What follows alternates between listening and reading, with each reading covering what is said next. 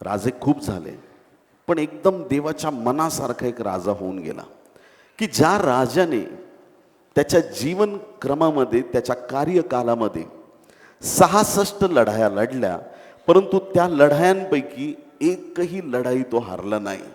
ज्या ज्या वेळेस तो युद्धासाठी उभा राहिला त्याच्या बाजूने त्याचा देव लढायचा आणि प्रत्येकच ठिकाणी देव बापाने त्याला यश दिलं. आणि त्या राजाचं नाव आहे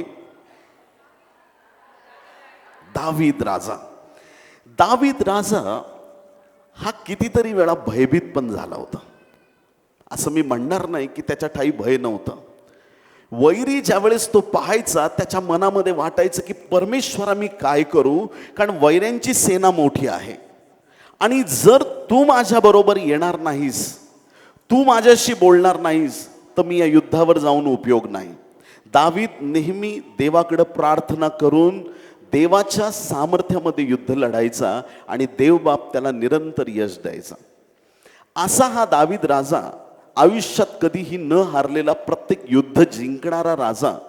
ज्या वेळेस त्याच्या शत्रूंपासून त्याचा बचाव होतो, एवढंच नाही तर तो राजा नसताना खूप लोक त्याच्याबद्दल गीत गायचे आणि ते म्हणायचे, शौलाने हजारो वधिले, दाविदाने लाखो वधिले. एका लहान मुलाचं राजापेक्षा गौरव मोठं आहे असं लोकांनी म्हटल्यानंतर राजा ईर्षेस पेटला आणि शौल राजाने निर्णय घेतला की मी दाविदाला मारून टाकील. जेव्हा राजा एखादा निर्णय घेतो तो निर्णय पूर्ण होणं गरजेचं आहे, कारण तो निर्णय एका राजाचा आहे. दावीद एक सर्वसाधारण मुलगा आहे. शौलाने अनेक वेळा दाविदाला मारण्याचा प्रयत्न केला, पण दाविदाला त्याला कधीही मारता आलं नाही. शौल नेहमी फेल व्हायचा. शौलाच्या अपयशाचं एक रहस्य आहे, दाविदाच्या विजयाचं एक रहस्य आहे. शौल अपयशी का होत होता त्याचं एकच कारण आहे, शौलाची नजर नेहमी दाविदावर असायची. शौलाची नजर दाविदावर असायची, दाविदाची नजर त्याच्या देवावर असायची. ज्याची नजर देवाकडे लागलेली आहे तो सुरक्षित आहे. ज्याची नजर परात्पर देवाकडे आहे तो व्यक्ती सुरक्षित आहे. वैऱ्यांची कशीही नजर तुम्हाला लागू द्या, बाळाला काळे टिक्के लावू नका. हॅलो, माझा आवाज येतोय का तुमच्यापर्यंत? बाई, माझ्या बाळाला नजर लागेल. तुझ्या बाळावर यहोवा देवाची नजर आहे. येशूच्या हातात तुझं बाळ आहे. कोणाची नजर त्याला काय लागणार आहे? तुमची नजर देवाकडे राहू द्या, बाकी सगळं प्रभू बघून घेईल. आता हा दावीद, ह्याला काय सुटकेचे साधे अनुभव नव्हते. शौलाच्या हातून सुटला. एक राजा होता पलिस्त्यांचा, अखिश. त्याच्या दरबारात गेला. त्याला वाटलं इथं माझा बचाव होईल आणि राजाने त्याला आधीच ओळखलं, हा तोच आहे का रे, आपल्या गल्ल्यात त्याला मारलंय त्यांनी, इस्रायलामधून आलेला. दाविदाने असली ॲक्टिंग केली. काय केलं? ॲक्टिंग इतकी जबरदस्त केली, लाळ गाळायला लागला दाढीवर आणि वेड्याचं सोंग करायला लागला. राजा म्हणतो, आपल्या राज्यात येड्यांची काही कमी आहे का? ह्याला अजून एक घेऊन आला, हाकला याला. दावीद तिथून बाहेर पडला. त्याच्याकडे बुद्धी होती, त्याच्याकडं कसब होतं, त्याच्याकडं ज्ञान होतं, सगळं काही देवाने त्याला दिलेलं होतं. मग अशा वेगवेगळ्या रीतीनं खूप गोष्टी आहेत दाविदाबद्दल, पण किती अद्भुत रीतीनं देवाने त्याला सोडवलं. आणि मग ज्यावेळेस प्रभू त्याला एवढ्या संकटांमधून सोडतो त्यावेळेस तो देवाची उपकार स्तुती करतो. Hallelujah, praise the Lord. फक्त प्रार्थना करू नका, प्रार्थनेचं उत्तर मिळाल्यावर उपकार स्तुती पण करत जा, देवाचे आभार पण मानत जा, त्याच्या नावाने साक्ष पण देत जा, त्याचं गौरव पण करत जा. दाविदाने गायलेलं मुक्तिगीत 2 ठिकाणी नमूद करण्यात आलेलं आहे. ते गीत स्तोत्रसंहिता 18वा अध्याय 1 ते 50 वचनामध्ये आहे आणि तेच गीत वेगळ्या शब्दांमध्ये या ठिकाणी 2 शमूएल 22वा अध्याय 1 ते 51 मध्ये दिलेला आहे. 2 शमूएल पूर्ण 22वा अध्याय आणि स्तोत्रसंहिता 18वा अध्याय, या दोन्ही अध्यायांचं टायटल तुम्ही वाचलं, दोन्हीचं टायटल हेच आहे, दाविदाने गायलेलं मुक्तिगीत. देवाने मला कसं सोडवलं, देवाने माझा कसा उद्धार उद्धार केला, वैऱ्याच्या हातातून मला कसं बाहेर काढलं, याविषयी त्याने ते स्तोत्र लिहिलंय. एका शीतावरून आपल्याला कळतं भात शिजलाय की नाही. तसं या दोन्ही शास्त्र भागातून एक वचन आपण निवडूया की त्या सर्व सुटकेचा सारांश आहे. दाविदाला देव का सुटका देत होता, दाविदाच्या मनात काय आहे, एका वचनामध्ये तो सारांश दिलेला आहे. ऐका, स्तोत्रसंहिता 18:18. लक्षात ठेवायला सोपं आहे की नाही आहे? स्तोत्रसंहिता सगळ्यांनी म्हणा, स्तोत्रसंहिता 18:18. काय वचन आहे का? माझ्या विपत्काली ते माझ्यावर चालून आले. माझ्या विपत्काली, माझ्या वाईट बॅड टाईममध्ये, माझ्या विपत्काली ते म्हणजे कोण? शत्रू. माझ्या विपत्काली ते माझ्यावर चालून आले, तेव्हा परमेश्वर माझा आधार झाला. हालेलुया, प्रभूला धन्यवाद. खूप लोक खोटा संदेश देतात, येशूकडे या, तुम्हाला संकट येणार नाहीत. मी उलट सांगतो, जे लोक येशूकडे येतात त्यांना जास्त संकट आहेत. दारुड्याला काही संकट आहे? त्याला कोणी म्हटलं पिऊ नको, तो म्हणतो तुझ्या बापाची पितो का? त्याला काय, कोणी त्याच्या नादी लागत नाही. जुगारी माणसाला काही संकट आहे? जो पापाच्या आधी नाही त्याला काही संकट त्याला नाही. जे म्हणतात की प्रभू मी दर रविवारी न चुकता तुझ्या भवनात येणार आहे, प्रभू मी दान धर्म करणार आहे, प्रभू मी उपवास प्रार्थना करणार आहे, माझं जीवन मी तुम्हाला देणार आहे, प्रभू मी तुझ्या राज्यासाठी झटणार आहे, प्रभू मी तुझी सुवार्ता घेऊन जाणार आहे, त्यांना संकट आहेत. खऱ्या लोकांना संकट आहेत, लबाडांना संकट नाही. हालेलुया. म्हणून जर तुमच्या जीवनात संकट असतील तर एक समजून घ्या की तुम्ही राईट ट्रॅकवरती चाललेले आहात. प्रभू तुमच्या बरोबर आहे. देवाच्या प्रिय लोकांनो, ह्या दाविदावर खूप संकट आले आणि त्या विपत्काली, त्या अडचणीच्या समयी ज्यावेळेस वैरी त्याच्यावर चालून आले. आज तुमचं आणि माझं युद्ध दाविदासारखं नाहीये. ढाली तलवारीचं युद्ध आमचं नाहीये. आमचं युद्ध रक्तमांसाचं नाहीये. आमचं आता आध्यात्मिक युद्ध आहे. आकाशातील दुष्टात्म्यांबरोबर, अंधारी सत्तांबरोबर आमचं युद्ध आहे. त्या टायमिंगचं ते युद्ध होतं आणि त्या युद्धामध्ये त्या विपत्काली वैरी जसे दाविदावरती चालून आले, ते वैरी चालून येण्याच्या आत आणि दाविदाला संपवण्याच्या आत त्याला एक अनुभव आला आणि तो अनुभव आहे की परमेश्वर माझा आधार आहे. हालेलुया. किती सुंदर वचन आहे. परमेश्वर माझा आधार झालेला आहे. देवाच्या प्रिय लोकांनो, आधार, प्रत्येकाला आधाराची गरज असते. प्रत्येक व्यक्तीला. तुम्ही कितीही भारी असले, किती शिकलेले असले, किती मोठे पैलवान असले, काही असा, काही तुम्ही कुणी असा, प्रत्येकाला आधाराची गरज असते. आधार नसेल तर जीवनामध्ये अडचणींना सामोरे जावं लागतं. आधार पाहिजे. छोटं बाळ आपल्या घरात असलं, मग ते बाळ एक दिवशी रांगायला सुरुवात करतं. मग आईबापाला खूप आनंद वाटतो. आजीबाबाला फोन करतात, आजी बाबा बघायला बाळ रांगायला लागलं आहे ना. खूप उत्साह असतो आपल्या घरांमध्ये. आणि एक दिवशी काय होतं की ते बाळ चालण्याचा प्रयत्न करतं.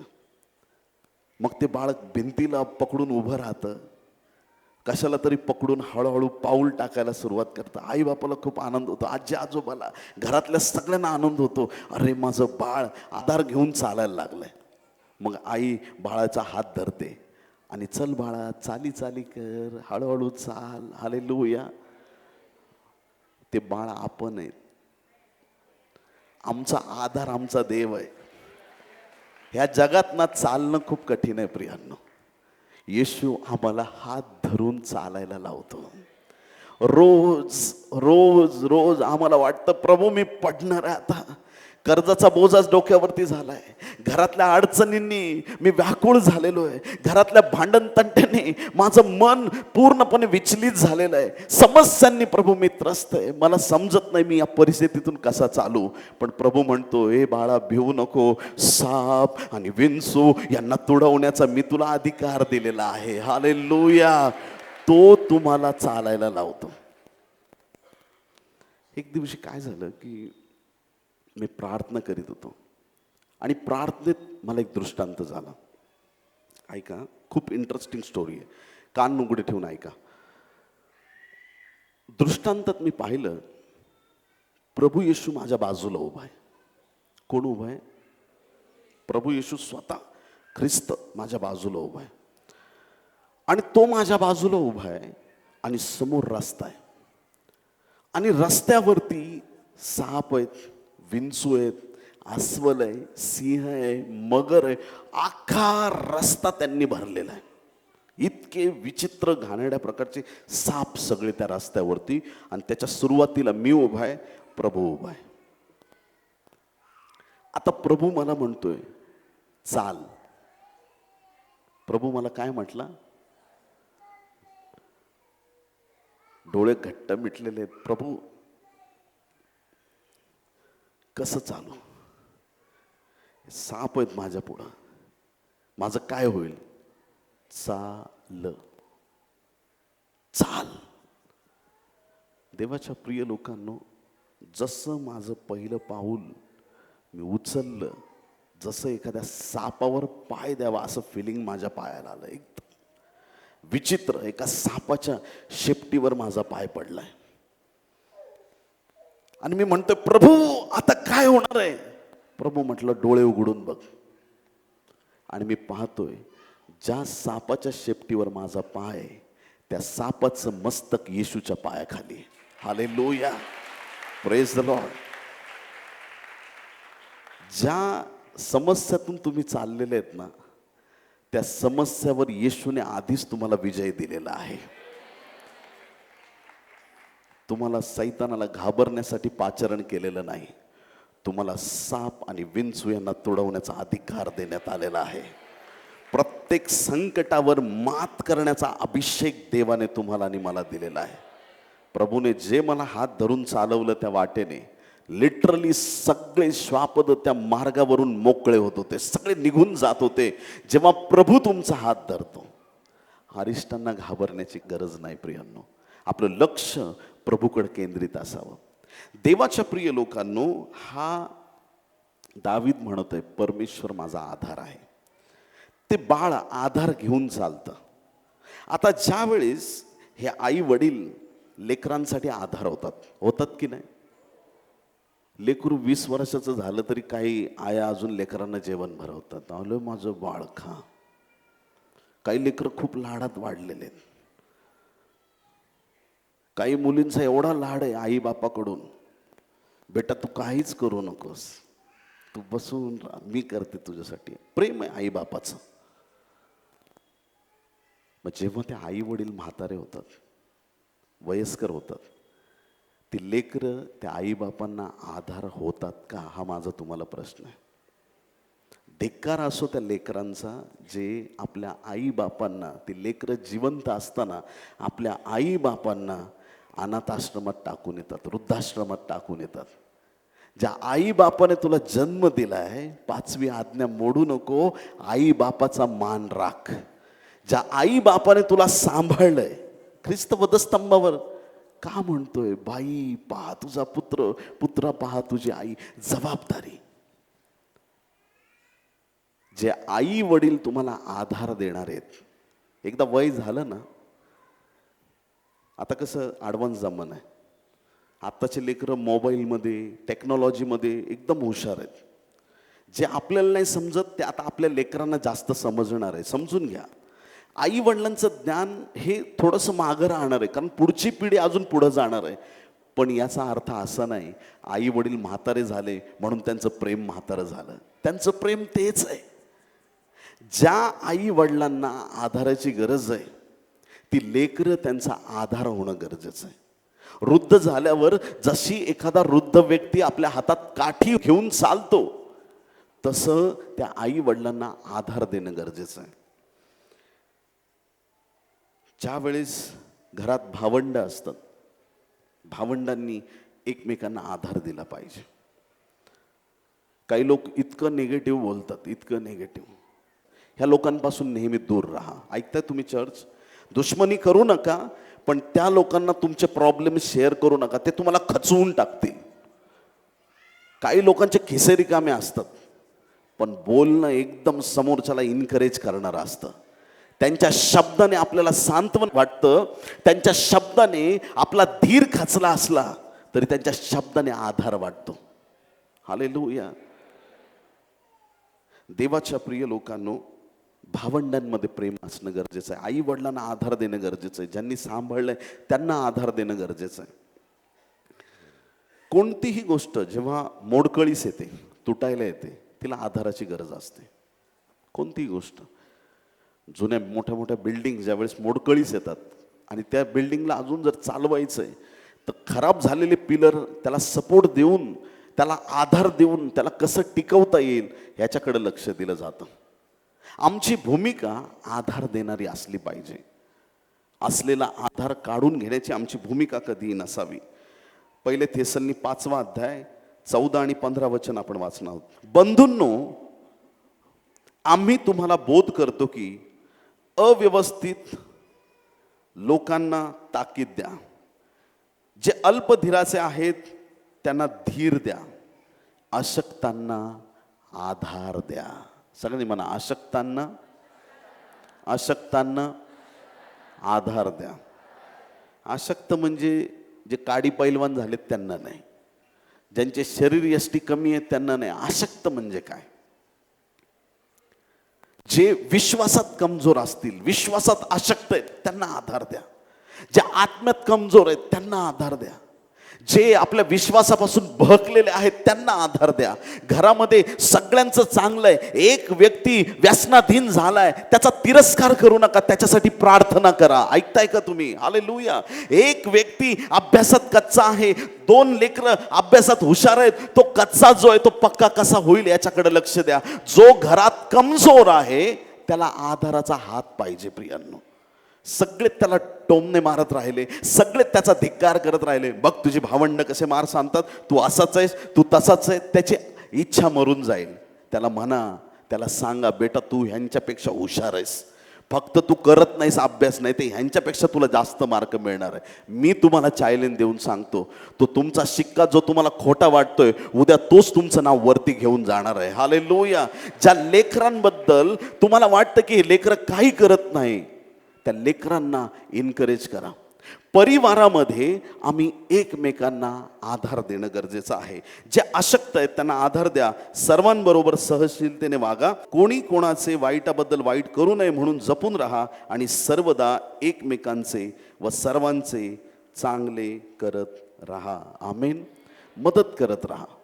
आपल्या घराला आग लागली, बाजूच्या गल्लीत एका घराला आग लागली, पहिली आग कुठली विझवाल? शेजाऱ्याची? तुम्ही देवदूत वगैरे आहेत काय सगळे? आग पहिली कुठली विझवणार? आपली विझवणार ना.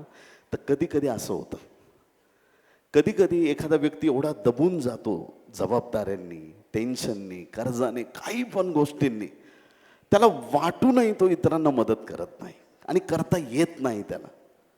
ते एक समजदारी आपल्या घरात असणं गरजेचं आहे. आधाराची गरज आहे. भले कधी आपल्याला आर्थिक रीतीनं मदत करता येत नाही, भले कोणासाठी जाऊन आपल्याला काही करता येत नाही, पण शब्दांनी तरी आपण चांगले शब्द वापरून एकमेकांना आधार दिला पाहिजे. हालेलुया. Praise the Lord. एकमेकांना आम्ही आधार देणं हे खूप गरजेचं आहे. मग ज्या वेळेस असं घडतं की आपल्या जीवनात परिस्थिती येते, आपण अपेक्षा करतो ह्याने मदत करावी, तो येत नाही, त्याने मदत करावी, तो येत नाही. आम्हाला कोणी एवढं जास्त शिकवलं नाही जेवढं कोविड आम्हाला शिकवून गेला. कोविडने आम्हाला खूप शिकवलं. रक्ताचे नातेवाईक एकमेकांना लांब ढकलत होते. बेटा घरी येऊ नकोस, तू तिकडंच थांब. हालेलुया. किती जीवाचे जीवलग असले, सुखात आणि दुःखात, श्रीमंतीत आणि दारिद्र्यात, रोगात आणि आरोग्यात, मी तुला असं करील तसं तुला सत्यवचन देतो. हे वचन घेणारे पण तू तिकडंच थांब. त्या दिवशी आम्हाला कळालं, येशू शिवाय या जगात आमचं कोणी नाही. प्रभू येशू शिवाय आमचा खरा आधार कुणीच नाही. बायबल सांगतं, मनुष्यावर भरोसा ठेवणारे शापित असत. आमचा भरोसा आमच्या देवावरती असला पाहिजे. जेव्हा कोणी आमच्या मदतीला येत नाही त्यांच्यावर नाराज होऊ नका. कधीच म्हणू नका, मी तुझ्या अडचणीत तुला मदत करायला आलो, माझ्या अडचणीत तू का नाही आला. हे दिल्या घेतल्याचं प्रेम आजपासून बंद करा. कोणी येऊ न येऊ, तुमचा प्रभू तुमच्या मदतीला येणारच. येशू तुमची मदत करणार. प्रभू तुमच्या जीवनातली परिस्थिती बदलल्याशिवाय राहणार नाही. अख्ख्या सृष्टीला फक्त देवाचा आधार आहे, फक्त देवाचा आधार आहे, बाकी कोणाचाच नाही प्रियांनो. सगळ्या पृथ्वीला परमेश्वराचा आधार आहे. वाचू आपण 1 शमूएल 2 अध्याय 8वं वचन. 1 शमूएल 2 आणि 8. तो कंगालांना धुळीतून उठवतो, दारिद्र्यांना उकिरड्यावरून उचलून उभे करतो, म्हणजे मग ते सरदारांच्या शेजारी बसतात आणि वैभवी सिंहासन त्यांना प्राप्त होते. कारण पृथ्वीचे आधारस्तंभ परमेश्वराच्या हातचे आहेत, त्यावर त्याने दुनिया ठेवली आहे. आधारस्तंभ देवाच्या हातचे आहेत, पृथ्वीचे. जो अख्ख्या पृथ्वीचा भार उचलणारा परमेश्वर आहे, त्या देवाची आपल्याला ओळख झालेली आहे. आमचा परमेश्वर आमचं ओझं वाहणार आहे. आमचा परमेश्वर आमच्यावर दया करणार आहे. आमचा परमेश्वर इतका कृपाळू आहे की कोणी आधार देऊ न देऊ, तो आम्हाला आधार देतो, म्हणजे देतोच प्रियांनो. आमची निरंतर नजर जी आहे ती परमेश्वराकडे लागलेली पाहिजे. देवाचं पवित्र वचन यशाया 42 अध्याय आणि 3 वचनामध्ये सांगतं. यशाया 42 अध्याय 3 वचन असं सांगतं, चेपलेला बोरू तो मोडणार नाही, मिणमिणती वात तो विझवणार नाही, तो सत्याने न्याय पुढे आणील. चेपलेला बोरू मोडणार नाही. ॲक्च्युली खरी तुम्हाला परिस्थिती सांगतो, बोरू म्हणजे गवताचा एक प्रकार आहे. बोरू चेपला ना तो तुटतोच, पण परमेश्वर सांगतोय जे तुला तुटून जाईल वाटतं ते मी तुटू देणार नाही. हालेलुया. एक भविष्यवाणीचा शब्द घेऊन टाका. ज्यांचे संसार मोडकळीस आलेले आहेत, प्रभू त्यांना परत उभं करणार आहे आज रात्री. हालेलुया. ज्यांचे कुटुंब मोडकळीस आलेले आहेत, परमेश्वर तो चेपलेला बोरू मोडू देणार नाही. परमेश्वर तुमच्या परिवाराला रिस्टोर करत आहे. हे अभिवचन पास्टरचं नाही, हे अभिवचन सेनांच्या यहोवा देवाचं आहे. मिणमिणती वात तो विझू देणार नाही. जी आग देवाच्या आत्म्याची देवाने तुमच्यात पेटवलेली आहे, तुमची परिस्थिती आजूबाजूची ती वात विझवण्याचा प्रयत्न करते. वादळ येतं, संकट येतं आणि अनेक प्रकारच्या अडचणी तुमच्यामध्ये असलेली देवाची आग विझवण्याचा प्रयत्न करतं. जे लोक निरंतर चर्चला येतात, कधी त्यांना वाटतं की मी चर्चकडे जाऊ नये. जे लोक निरंतर गोरगरिबांची काळजी घेतात, मध्येच त्यांना वाटतं की मी ते करू नये. आपल्या स्वतःच्या जीवनातील संकटांमुळे कितीतरी लोक धार्मिकतेचे कृत्य करणं बंद करतात. परंतु देवाचा आत्मा आज त्याच्या वचनामधून सांगत आहे की तो मिणमिणती वात विझू देणार नाही. जी तुमची वात आहे ती प्रखरतेने जळत राहील. तुमच्यातला अग्नी वणव्यामध्ये बदलून जाईल. तुमच्या जीवनातलं संजीवन अनेकांना आशीर्वादित करणारं ठरेल. तुमच्या जीवनातली संकट आज रात्री प्रभू काढून टाकेल, कारण माझ्या परमेश्वराशिवाय तुमचा आधार कुणीच नाही. या जगातले आधार व्यर्थ जातील. ज्यांच्यावर तुम्ही नजर लावलेली आहे ते आधार व्यर्थ जातील, पण धन्य आहे त्या परमेश्वराचं नाव ज्याने अडचणीत आम्हाला सहाय्य केलं. जेव्हा आम्ही मरणार होतो त्याने आम्हाला जीवन दिलं. जेव्हा आम्ही आजारात होतो त्याने आम्हाला बरं केलं. जेव्हा दुष्टाने आमच्यावर हल्ला केला तेव्हा आमच्या देवाने आम्हाला वाचवलं. त्याची दया सनातन आहे. लोक आम्हाला सोडतील, आमचा देव आम्हाला कधीही सोडत नाही. ज्या देवाची आम्ही सेवा करतो, ज्या देवाच्या मागे चालतो, तो परमेश्वर आमचा आधार आहे. तो परमेश्वर आमच्यावर कृपा करणार आहे. हालेलुया. आमचा देव आमचा आधार आहे. हालेलुया. आज नंतर अनाथ लोकांसारखं बोलणं सोडून द्या. मला आई बाप नाही, तुझा बाप स्वर्गात बसलेला आहे. हालेलुया. मला कुणी नाही, माझं कुणी नाही, मला कुणी नाही असं म्हणणं सोडून द्या. ज्याला कुणी नाही त्याला त्यांचा देव आहे, त्यांना येशू आहे. येशू तुम्हाला कधीही एकटं सोडणार नाही. येशूचा आधार आपल्याला आहे. हालेलुया.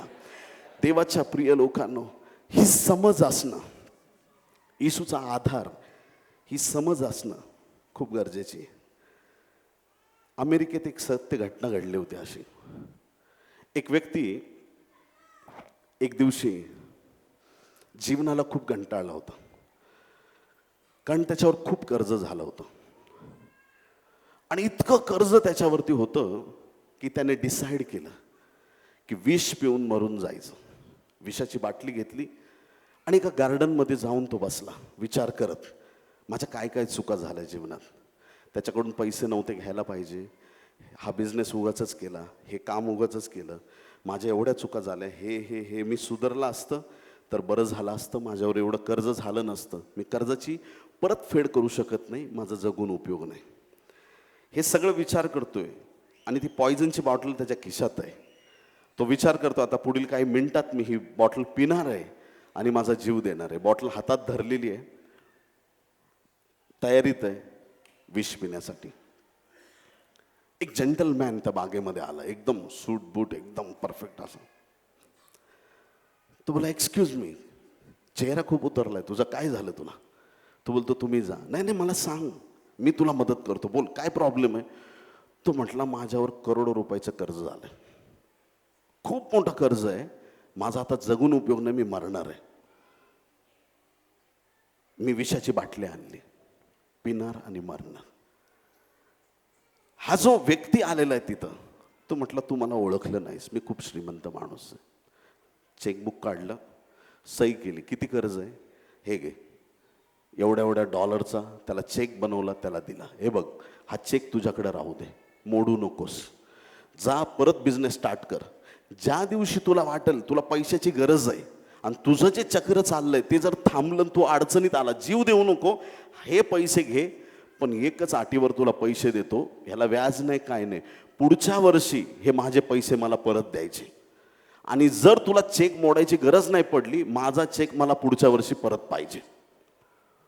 तो आनंदी झाला, बोलला, देवा धन्यवाद, एवढी मोठी मदत मला मिळाली. चेक घेतला, तो आनंदी झाला. हा जेंटलमॅन तिथून निघून गेला, बोलला, पुढच्या वर्षी बरोबर ह्याच दिवशी दुपारी 3 वाजता ह्याच बागेत भेटायचं आणि पुढचा व्यवहार असेल तो, नाही तर माझा चेक रिटर्न, जे असेल ते करायचं. आता हा माणूस ज्याने चेक घेतलाय तो गेला, त्याचा कॉन्फिडन्स वाढला, तो मोठ्या मोठ्या डील करायला लागला. त्याला माहिती आहे काही गडबड झाली तर आपल्याकडे खूप मोठा चेक आहे. मोठ्या मोठ्या ऑर्डर घ्यायला लागला, मोठे मोठे कामं करायला लागला आणि ते इतके त्याला मोठी डेअरिंग आली, त्याला माहित आहे की आपल्याकडे चेक खूप मोठा आहे, कधी काही गडबड झाली तर चेक मोडायचं आणि पैसे फेडायचे, काही टेन्शन नाही. त्यांनी मोठ्या मोठ्या डीलिंग चालू केल्या, मोठ्या मोठ्या कामं घ्यायला सुरुवात केली आणि त्याचा पैसा एवढा रोल व्हायला लागला, त्याची मिळकत वाढायला लागली, त्याच्यावरचं कर्ज सगळं फिटून गेलं आणि 1 वर्षाच्या आत तो इतका मल्टीमिलियनियर, एवढा श्रीमंत माणूस झाला. आणि बरोबर जो ठरलेला दिवस होता त्या दिवशी तो चेक घेऊन परत त्या बागेत पोहोचला. वाट बघत बसला, हा माणूस कधी येतोय कधी येतोय कधी येतोय. आणि बरोबर तो व्यक्ती मग आला तिथं, म्हणे, थँक्यू सर, तुम्ही मला चेक दिला, मोडायची गरजच नाही पडली, तुमच्यामुळं मी जिवंत आहे. मी देवाला धन्यवाद देतो, तुमच्यामुळं मी जिवंत आहे.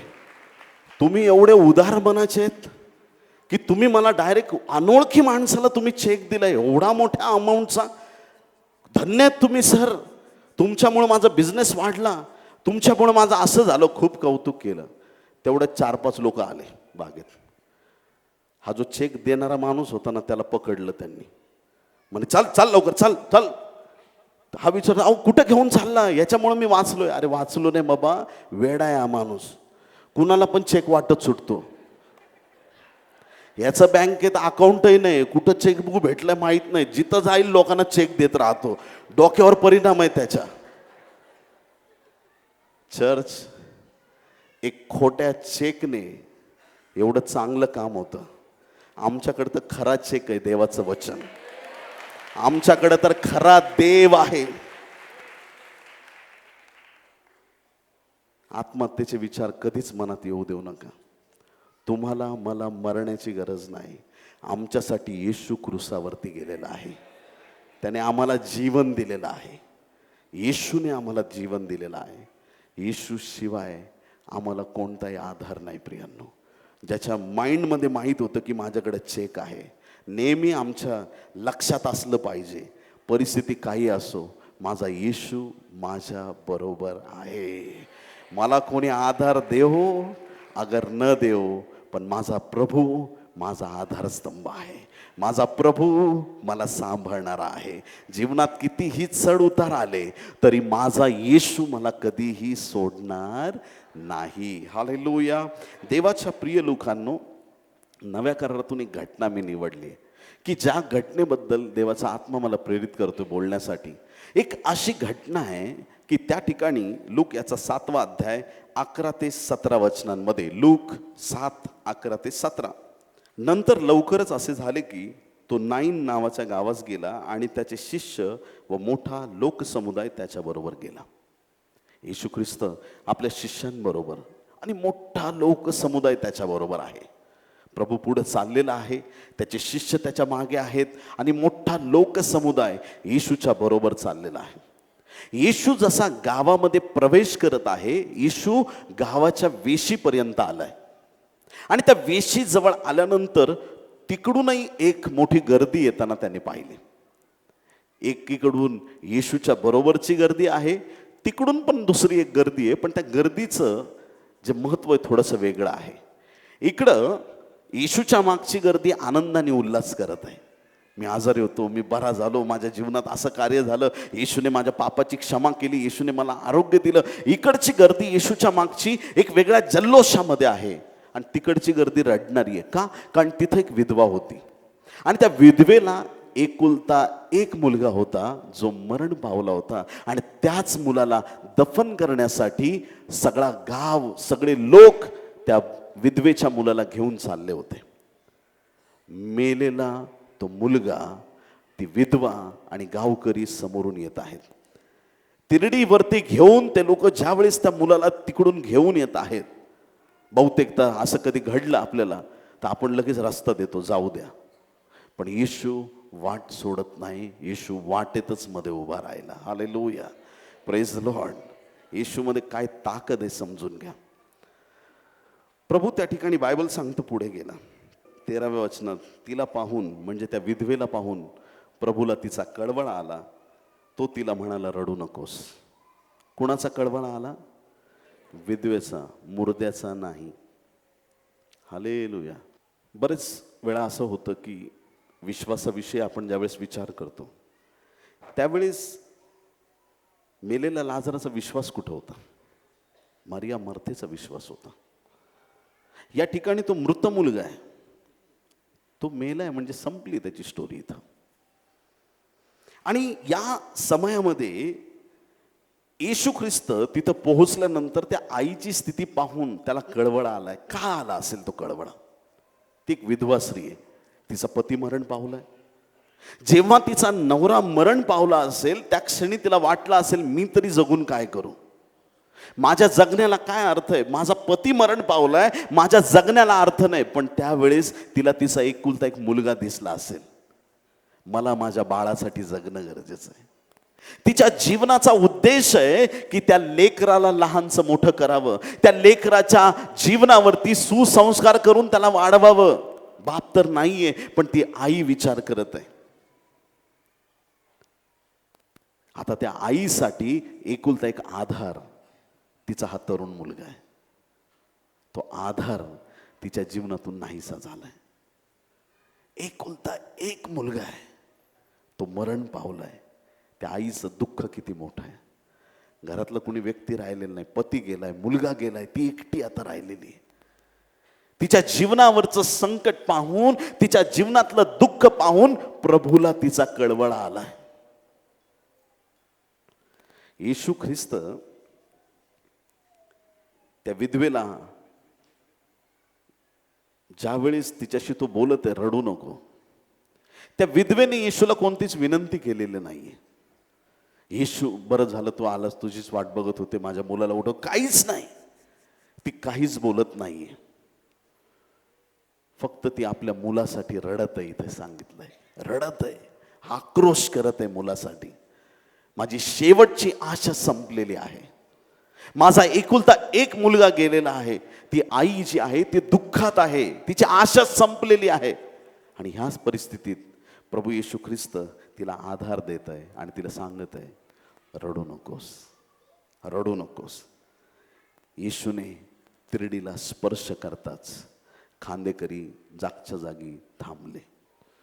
येशूचं मुर्दे पण ऐकतात. आम्ही तर जिवंत आहोत. आम्हाला तर ऐकावंच लागेल. तिरडीला स्पर्श करताच खांदेकरी जागच्या जागी थांबले, बायबल सांगतं. आणि पुढं लिहिलंय, मग तो म्हणाला, मुला मी तुला सांगतो उठ.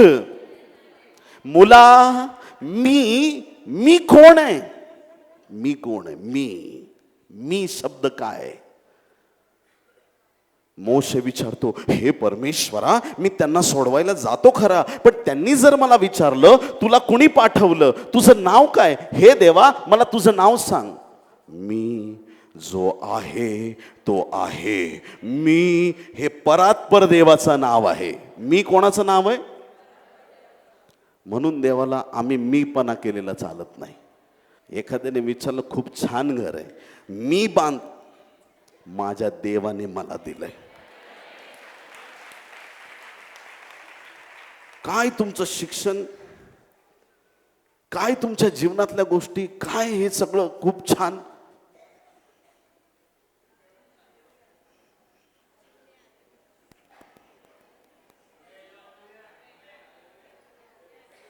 येशू मी झिरो.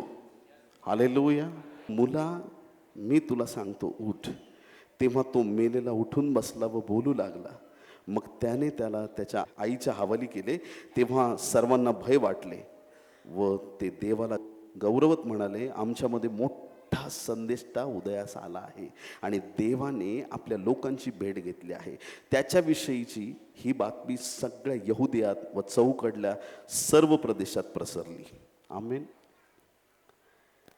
देवाच्या प्रिय लोकांनो, विधवेच्या जीवनामध्ये असं दुःख आलं होतं की ती पूर्ण हरलेल्या स्थितीत होती.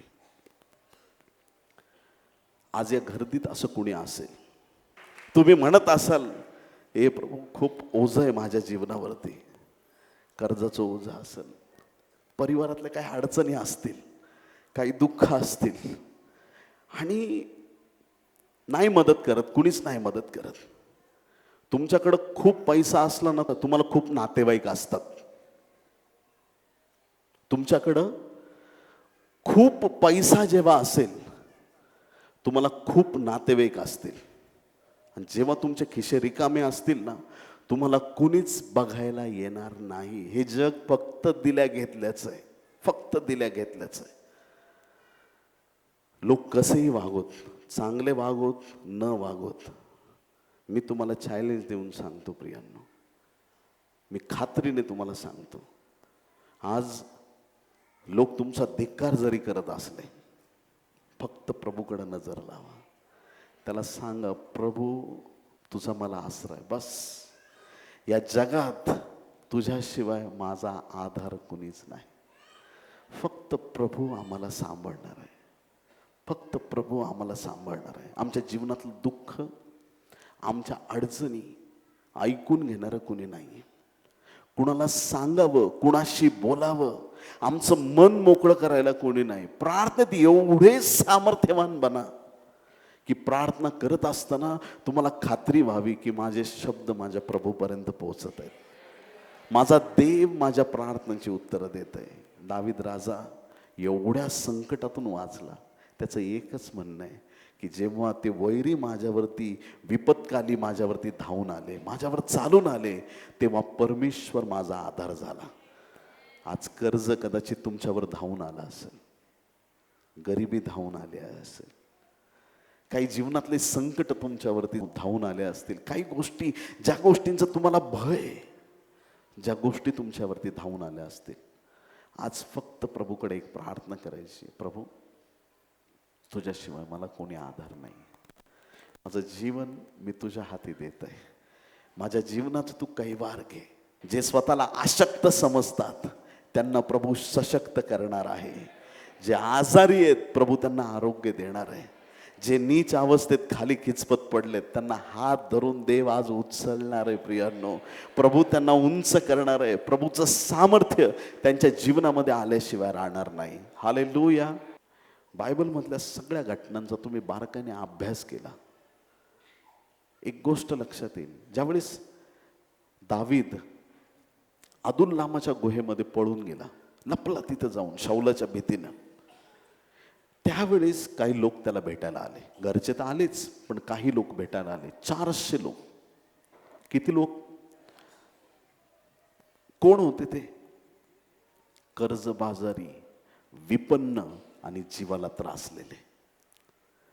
कर्जबाजारी, विपन्न आणि जीवाला त्रासलेले लोक दाविदाच्या भेटीसाठी आले. दाविदावर असा अभिषेक होता, कर्जबाजारी राहिले नाहीत. दावीद स्वतः प्रॉब्लेम मध्ये, राजा त्याला कधी मारील अशी परिस्थिती आहे, पण त्याच्यावर असा अभिषेक आहे की त्याच्याकडे कर्जबाजारी आले, ते कर्जबाजारी राहिले नाहीत. विपन्न आले, ते विपन्न राहिले नाहीत. त्याच्याकडे जीवाला त्रासलेले आले, ते जीवाला त्रासलेले राहिले नाहीत. त्या 400 लोकांना घेऊन दाविदाने आपली सेना तयार केली आणि पुढे जाऊन हे 400 कर्जबाजारी लोक त्या दाविदासाठी महान योद्धे असे गणण्यात आले. त्यांचाच देवाने महान सामर्थ्यानिशी उपयोग केला. एकच कारण आहे, परमेश्वर आमचा आधार आहे. हालेलुया. परमेश्वर आमचा आधार आहे. त्या परमेश्वराशिवाय कोणी आम्हाला आधार नाही. दाविदाच्या जीवनात प्रभूने काम केलं. देवाच्या प्रिय लोकांना, असे स्टँड व्हा प्रभूमध्ये, असे स्टँड व्हा. काही लोक कंटिन्यू नुसते स्टँड होतात पडतात, स्टँड होतात पडतात. दर मीटिंगला जीवनाचं समर्पण आहे. आता ह्या मीटिंग पासून मी पिणार नाही, परत पुढची मीटिंग आली, ह्या मीटिंग पासून मी पिणार नाही. हालेलुया. एकदा आम्ही पापाला मेलो तर परत त्या पापाकडे आम्ही वळू नये, देवाची इच्छा आहे. एकदा सोडून दिलेली गोष्ट परत त्या गोष्टीत, त्या चिखलात, त्या दलदलीत आम्हाला जायचं नाही. एकदा प्रभूने त्या घाणीतून आम्हाला बाहेर काढलंय ना, बस मग आता प्रभू बरोबर आम्हाला पवित्र जीवन जगायचंय. असे उभे राहा, परत कधीही पडणार नाही.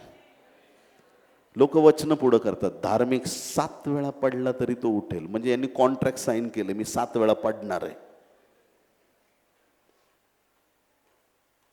पेत्राने 3 वेळा नाकारलं, पण जसा त्याला पवित्र आत्मा मिळाला त्याने परत कधीही येशूला नाकारलं नाही. एकदा तुमच्या जीवनात प्रभूचं कार्य सुरू झालं, तुम्ही देवापासून विभक्त होऊ शकत नाही. हालेलुया. तुमचं जीवन प्रबळ प्रबळ आणि प्रबळ बनतच जातं. तुमचं जीवन आशीर्वादित होत जातं. प्रभूमध्ये तुम्ही मुळावले जाता. प्रभूमध्ये तुमचं जीवन सामर्थ्यवान बनत जातं. मग असे उभे राहा, परत कधी पडणार नाही. मग फक्त स्वतःसाठी उभे राहू नका, तुमच्या संपर्कात जे येतील ते पण आशीर्वादित झाले पाहिजेत. हालेलुया. बोले येशू मसीह की. ती विधवा होती, घरात नुसतं तेल होतं. काय होतं? सगळ्यांनी मोठ्याने म्हणा, काय होतं? तेल होतं घरामध्ये. सावकार आला, धमकी देऊन गेला तिला, बिचारीला, विधवेला. तुझ्या नवऱ्याने घेतलेलं कर्ज देतेस का? नाही देत, तुझ्या मुलांना गुलाम करणार. आता ही विधवा स्त्री डायरेक्ट अलीशा देवाच्या सेवकाकडे गेली. आम्हाला समजलं पाहिजे की आम्ही अडचणीत कुठं धावलं पाहिजे. पेत्र पाण्यात बुडताना म्हटला का, योहाना मला वाचव, थोमा मला वाचव. त्याच्याकडे तो पण ऑप्शन होता, पण त्यांनी येशूला हाक मारली, प्रभूजी मला वाचवा. मदत कुठून येणार आहे ते आम्हाला कळालं पाहिजे. त्या 11 जणांना हाक मारली असती तर वेडेपणा झाला असता, कारण ते पण बुडणार आहेत. येशू फक्त पाण्यावर चालणार आहे, त्याला हाक मारली पाहिजे. हालेलुया. ज्याच्याकडे सामर्थ्य आहे त्याच्याकडे हाक मारली पाहिजे. या विधवेचं देवाने असं तिच्या जीवनात कार्य केलं. ज्यावेळेस अलीशाने ऐकलं, तिला सांगितलं, शेजाऱ्या पाजाऱ्यांकडून रिकामी भांडी गोळा कर, तुझ्याकडे असलेलं तेल त्या भांड्यात ओतायला सुरुवात कर, जा. तिचे दोन्ही मुलं धावत पळत गेले असतील, विधवा धावत पळत गेले असतील, एकेकाचं घर वाजून, दार वाजून ते म्हणत असतील, मावशी रिकामे भांडे द्या. आता काय करायचं तुला? रिकामे तुम्ही द्या, मी परत देणार आहे तुम्हाला. सगळ्यांची भांडी, शेजाऱ्या पाजाऱ्यांची जितकी भांडी मिळाली तितकी त्यांनी जमा केली. अख्खं घर भांड्यांनी भरून गेलं, रिकाम्या भांड्यांनी. एकच भांड भरलेलं होतं, ती फक्त तिच्याकडे तेलाची ती कुप्पी होती, बुदली होती, ती भरलेली होती. हालेलुया. ही स्त्री ओतत गेली. लेकरं देत आहेत एक एक भांड, मम्मी भर, हे दादा तिकडं ठेव. 2 मुलं फक्त भांडी ठेवायला रचायला आहेत, विधवा फक्त तेल ओतायला. ती ओतत राहिली, तेल वाढत राहिलं. ती ओतत राहिली, तेल वाढत राहिलं. ती ओतत राहिली, तेल वाढत राहिलं. एक एक एक एक भांड घरातलं भरत गेलं. अख्ख्या घरातली भांडी भरत गेली. विधवा म्हणतीये, अजून दे ना भांड. मम्मी वर तर तो डोकं करून बघ, अख्खं घर भरलं, एक काही भांड शिल्लक नाही. हालेलुया. जेवढे भांडे आणले होते, अर्धे वगैरे नाही, 50% नाही, 70% नाही, सगळे भांडे 100% भरले. पात्र शिल्लक राहिलं नाही. आज देवाला काय म्हणाल? देवाला सांगा, ते शेजाऱ्यांकडून आणलेले रिकामे पात्र आहेत ना, तसं मला करू नकोस. मला करायचं त्या भरलेल्या पात्रासारखं कर, जे ओतलं जातं आणि दुसऱ्यांना भरत जातं, जे ओतलं जातं आणि लोकांचं जीवन आशीर्वादित होत जातं. मला असा व्यक्ती बनव की जे अनेकांना आधार देतील, अनेकांसाठी प्रार्थना करता येईल, अनेकांच्या दुःखामध्ये त्यांचा निरोप घेता येईल, अनेकांसाठी सहकार्यासाठी मला उभं राहता येईल. हालेलुया. आज येशूचे ते लोक बना प्रियांनो, जे एकमेकांना आधार देऊ शकतील. हालेलुया. आपल्या परिवारातील लोकांना आधार द्या, आपल्या मंडळीतील लोकांना आधार द्या. जे तुम्हाला खचलेले आणि दुःखात दिसतील त्यांना आधार द्या, कारण की तुम्हाला आधार देणारा तुमचा देव आहे. हालेलुया. तुम्हाला सांभाळणारा तुमचा देव आहे, तुमच्या जीवनात कार्य करणारा तुमचा देव आहे. आज रात्री देवाला हाक मारूया प्रियांनो. आपल्या जीवनाचं परीक्षण करा. आज आपल्या जीवनाकडे पहा. कुठल्या दुःखाने तुम्ही व्याकुळ आहेत, कुठल्या संकटाने तुम्हाला घेरलंय, तुमच्या जीवनातली, तुमच्या परिवारातली परिस्थिती काय आहे? कोणते लेकरं आहेत असे की ज्यांना वारंवार अपयश येत आहे? आज माझ्या देवाने तुम्हाला राईट प्लेसला आणलेला आहे, कारण आज नंतर तुमची स्टोरी जी अपयशाची आहे ती यशामध्ये बदलणार आहे. आज नंतर तुमचं अपयश यशामध्ये परिवर्तित होणार आहे. वांस बहीण आज नंतर ती आनंदी माता बनणार आहे प्रियांनो. हालेलुया. जे दुःखात आहेत ते आनंदाचा गजर करणार आहेत, कारण की परमेश्वराने ठरवलंय तो तुम्हाला आज त्याचा आधार देणार आहे, तो तुम्हाला त्याच्या स्पर्शाने आशीर्वादित करणार आहे.